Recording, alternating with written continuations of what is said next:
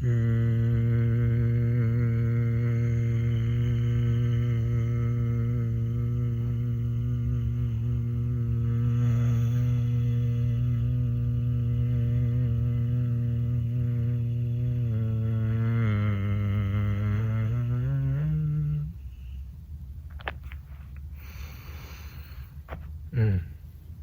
you doing today? May this next few minutes we share some wisdom about the breath, safety, the safety aspect. I've been wanting to talk about this actually for a long time. When we're getting into a practice, trying things that are new, the breath, safety.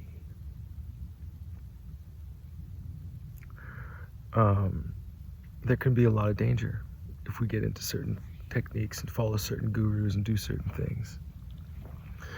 And if you have followed any of the Wim Hof stuff lately, you can find out quite a bit of information around several or a growing number potentially of deaths surrounding his practice. Radical practice of breath holds and submerging underwater. Safety. Let's think about safety. Radical things, because that's a radical practice that no doubt we're putting our life at risk when we do stuff like that.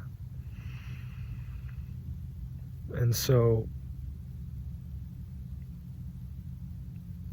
radical does not mean it has to be life-threatening. I believe to myself to be on the radical side of things in life, especially that's where my life went with addiction, into radical addiction, and it took radical self-love to come out of that. And the breath is a way to do that, and there's a way to do it in a manner that isn't going to completely kill you. Everything that I train is very gentle and safe. But I also want to talk about mental health around breath work, and some breath work isn't always necessarily good for you. Or I might want to learn to use throughout the day different techniques to help me with my own circadian rhythm. Your own rhythm has been determined by so many factors, unconscious and conscious, for your whole life. And when we start to look at the breath, then we begin to actually see our life in a whole new manner, and how the breath is literally filling us up with spirit. And so we can utilize that to invigorate our lives and bring more spirit into our lives. Spirit, life force, chi, prana, bioenergetics, meditation, breath work. Visualization is a huge part of this. These are all key words, but relaxation. Early in my devotion to breath, it was evident that relaxation is key to make the waves. Just love all the birds when they speak. So even as I speak, I'm saying things that are words that are potentially have slightly different meaning in your own vocabulary and in your programming. And so finding common ground is great through breath, through resonance, through presence. All these things bring us in the moment. And the moment is where all the magic happens. So knowing that, relaxation, how do we relax? Well, the breath can help us relax. It's one of the best ways. Slowing down the exhale. Creating a big life expanding breath. Creating a breath rate that can be below, I would aim for 1 to 2 breaths per minute. But at the lower, whatever's within your range of comfort and discomfort. Because the point is to break into this discomfort and work with it. Unlock not just more expansion in our breath, but more expansion in our life force. And the breath is tied to so much of our trauma. And the breath is also intimately tied to our fascia. And when we can slow the breath rate down, we can relax the fascia, and we can go into a lower theta wave state as well, which is a brainwave state. We have control over it with the breath. So slowing down the breath helps us relax.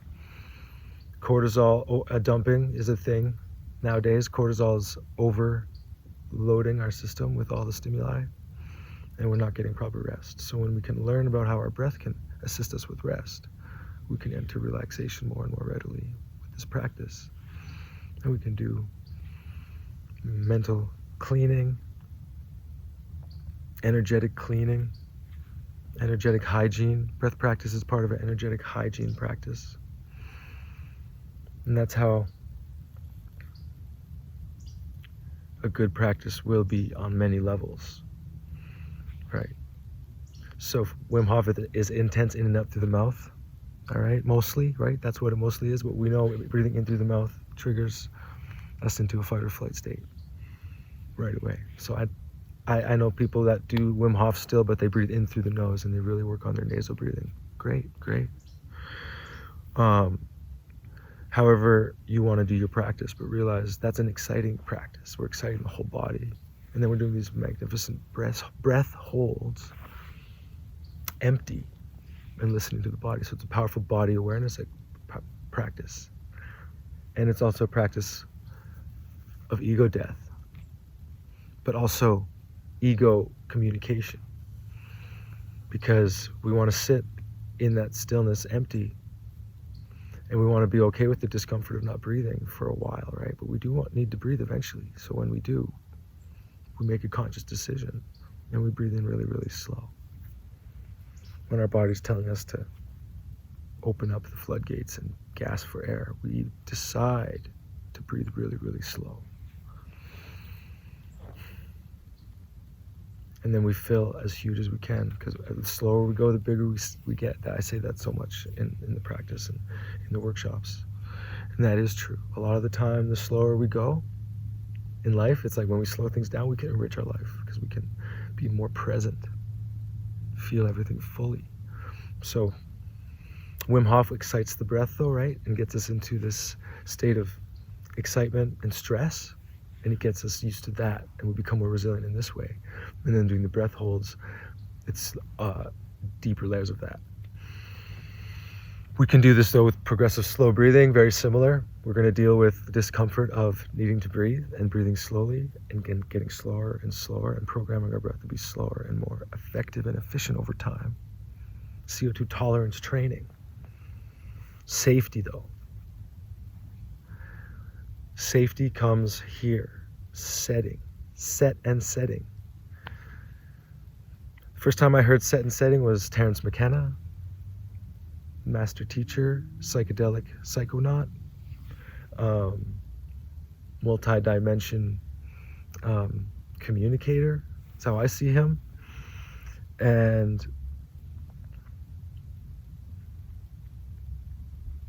yeah, Terence McKenna. So we can enter this state, obviously, with psychedelics, set and setting. We can enter alternate consciousness states, I should say, with psychedelics. And this is what Terence McKenna was known for saying, set and setting, for taking psychedelics. Know your set and setting. That means, how is your mental health that day? Checking in with your body. Know thyself. The breath, know thy breath. How are you breathing that day? How's your heart rate? What's your body temperature? What are the thoughts that are ruminating or not ruminating? Do you have clear thought? Are you clear? Can you focus? Are you, positive or negative? Depressed? Are you feeling blissful? The beautiful thing about a breath practice is it can teach us how to actually, in the moment, choose to feel bliss, choose to feel gratitude, choose to feel amazing, uplifting things that bring us even more life-giving. Life-givingness. Fill us up with that with the breath. So imagination, my joyfulness. Surfing on a cloud of a rainbow cloud, Our minds are powerful, our heart space. So fear, eradicating fear. We have a breath to help with our energetic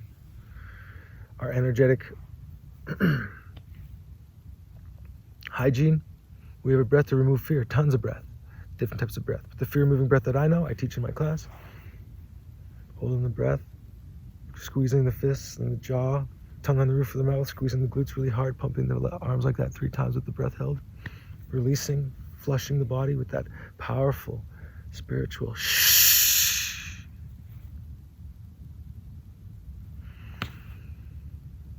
And when we can remove fear out of the body, we connect our heart and our mind. We get this heart coherence. And this brings in Christic quality, heart space, coherence. We can breathe into the heart. Breathe into the heart, breathe into the heart. So the safety aspect, set and setting. Who are you with? What's the vibe that day? You want it to be authentic. You want to be authentic.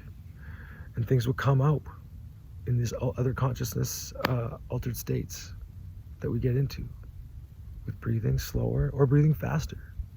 There's all sorts of different brainwave states. It's all starting with the breath. So when we work at the foundation, which is the breath the breath literally is an instrument. The body is a breath instrument, literally. And so these lungs need to be used, and over time we need to maximize, find that new range of motion. Use the instrument to its fullest degree within your lifetime. And the most gentle and effective way to do that is with a breath protocol. Breath worship. It's not work. It's truly worship. We're communicating with so much more than our body. We're breathing in prana, and we're taking in information. So much information, as above, so below. This is happening on so many levels with each breath, but we can also visualize and take part in our body as a absorption. We know that we absorb stuff through our skin. We also know that our chakras can absorb energy, and we can visualize and concentrate on the type of energy we want in our body. Christic energy. Beautiful white light. Beautiful yellow light. All sorts of light that we want to bring in. What are you feeling that day? So safety comes down to really listening to what the body needs. The set and setting. Doing your breath work. Following your intuition that you're creating. What's beautiful about the Breathing Tree Foundation course is that's what it teaches. It teaches the intuition that is supposed to, it does make itself evident, but it's not taught enough by teachers. We just follow along, and then we want another teacher, and we get hooked on teachers or looking for teachers and following. But the breath is the best teacher. And when we begin to learn from our breath, it turns into the spirit, and then this translates into all aspects of our life when we devote to a practice that is focused on as a spiritual practice. Why is it spiritual? Because we cannot see the breath even. We have to we breathe in, we know it's happening.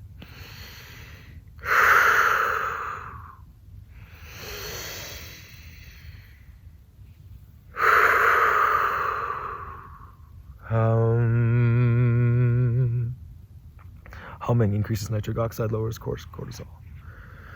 Right? That's a fact. A lot more humming in life. Right? We don't have to be doing these extreme mouth breathing practices multiple times a day, maybe. I know some addicts, they jump into extreme things because addiction is extreme. So the breath work in cold water, great. Breath work though, under and jumping underwater, holding your breath. Don't do it. Don't do it.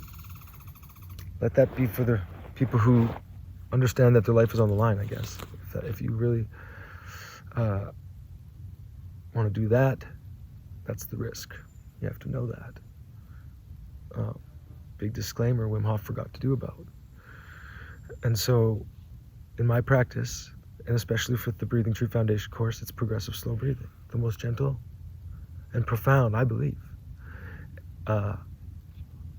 And in my experience, from what I've explored, the only thing that matches it or outdoes it, I'd say, Vipassana meditation.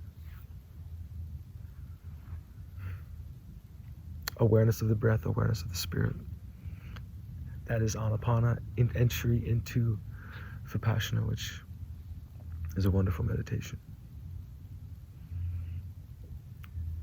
Purifying the mind, purifying our energy, and then the energy around us, the more we do it. This is just known to be true in my life experience, and from all the people who do it and devote to it, I experience it from them. So breath worship, when we take a look and we create that space within our body, that we treat this body like a temple, and when we do start doing that, it starts operating more divinely. And what does that mean, Braden? Because we are an instrument, a breath instrument. So it becomes more beautiful.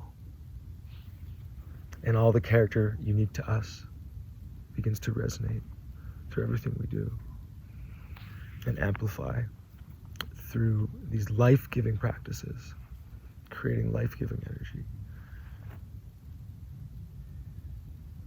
Creates dividends, the practice creates dividends. Trust in the process, relax into the process, relax. If you lie down on your back and put your feet up, cortisol starts to go down. Hum increases that, humming. Do that for 10 minutes before bed or right when you get home from work, or whenever you're feeling overstimulated. 10 minutes of that. You might just get the deepest sleep after, or you might get jacked and get a second wind and do something crazy, man. You might climb a tree.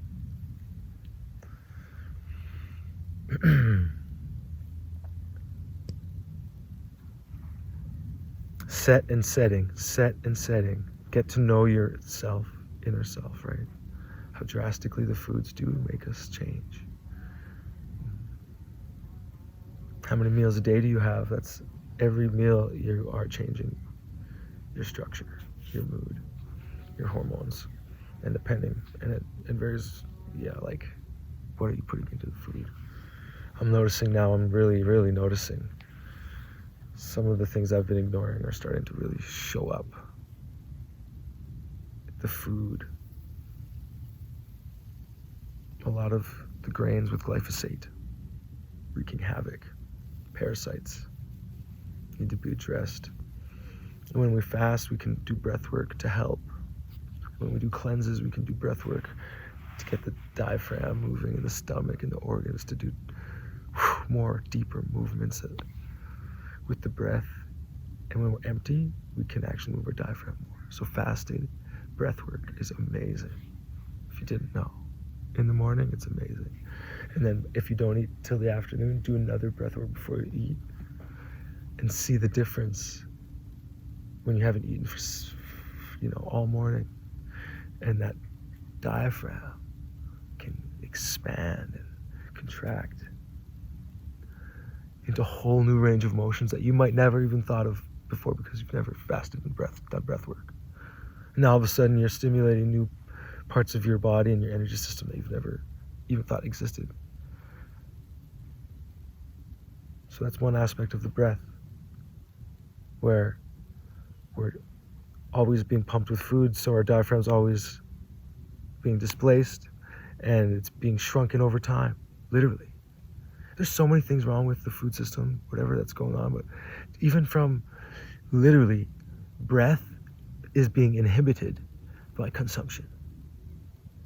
Think about how many different ways we consume that inhibits the breath, and all the traumas and what ways we've held our breath and contracted over time because of fear, shame, grief. Opening up will open up ways of healing all of that. And that's another aspect of fasting not a lot of people are talking about. So maybe that'll be in the next fasting video. I talk about, I will be doing one soon actually with my buddy Jordan. A breath brother. we'll be doing a cool little chat about fasting. And there's so much science out there now, but we both have a lot of our own personal experiences with it. It's been a lifestyle of mine for over 10 years, so. And it's very intimately tied to the breath and to our existence. I would say it is a fasting, and the way we think about it is being rewritten right now. There's a new narrative around it happening. And when we start to understand like it as a life-giving practice and a attuning practice, and not going without, but actually bringing in the spirit and attuning with nature, being one with nature through fasting and feeling the void there, right? Just like in the breath, when we fill all the way up, we should empty the lungs, empty as much as we really can, right? Expanding into new range of motion in both fullness and emptiness. A lot of us have been way too full for way too long. We need to start exploring with the emptiness and not eating so much. So my goal too is to start eating every second or third day. More and more as I age, less and less eating. 100%. And deeper breathing. Longer breath cycles. Longer and longer breath cycles, deeper and deeper breaths. Less and less food, more and more prana. More and more music.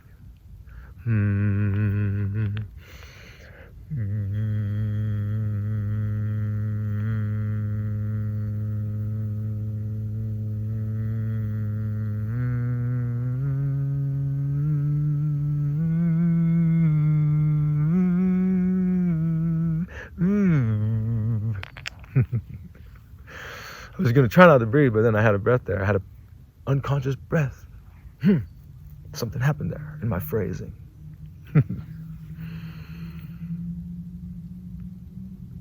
Let's have a big, full, expansive breath together. Thank you for this. Stay safe. Think about your body, the set and setting of your mind, the set and setting of your actual physical setting, but also, more importantly, the mind, the heart, connecting, eliminating fear. With the breath, with lifestyle choices, staying clean as we can. It's getting more difficult in these times. So the breath can cleanse us in so many ways. With the breath, we can cleanse our blood. So we'll do a quick little round. We're going to do fire breathing for 10, then 3 big yogic expansive breaths, empty to full, 3 times. I say 3 times. And then we're going to empty, hold. And then we're going to go into some progressive slow breathing. So here we go. Fire breathing. We'll breathe in 80%. Fire breathing, exhaling through the nose only.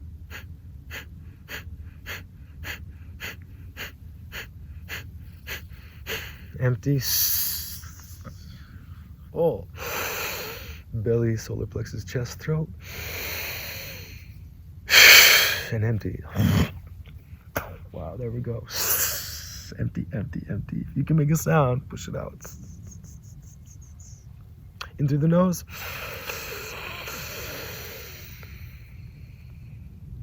And release. Empty. In through the nose.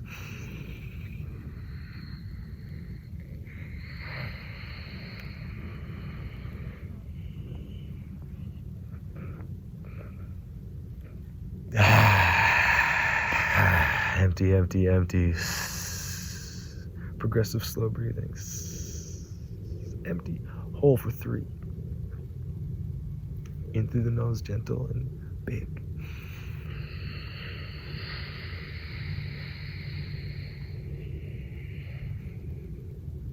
Hold. And release. Hold.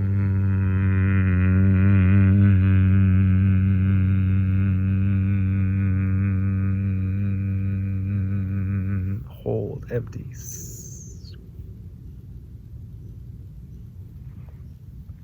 Inhale.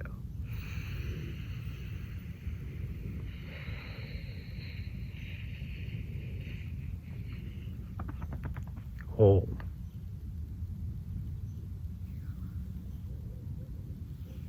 And release.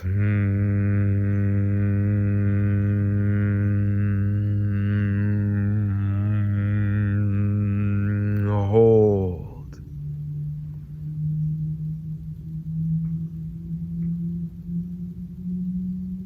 And inhale.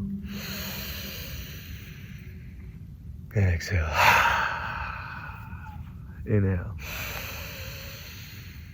And release and relax. Let the shoulders sink. Let the whole body just open up with relaxation. Breathing in love, kindness. Expanding with every breath in love and kindness for yourself. From your heart. All the way up through your crown. Now back down your spine into your perineum. Breathing into your perineum.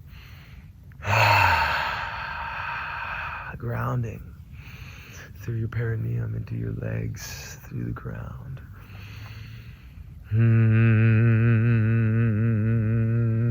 Humming as much as you can today. Well, so much love, so much peace. From my heart to yours, expanding with every breath. Peace, love.